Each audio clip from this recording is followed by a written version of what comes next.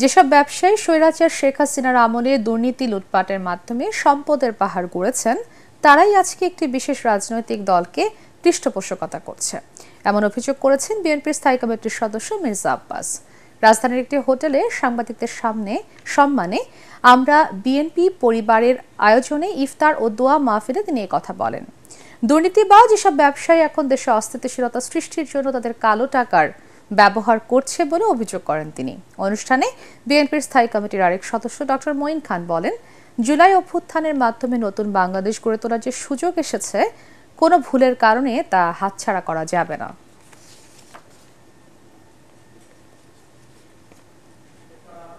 July August ছাড়াও হত্যার ঘটনায় জড়িত এমন অনেক ব্যবসায়ী মহল জড়িত আছে, তাদের বিরুদ্ধে আপনারা কিছু লিখছেন না।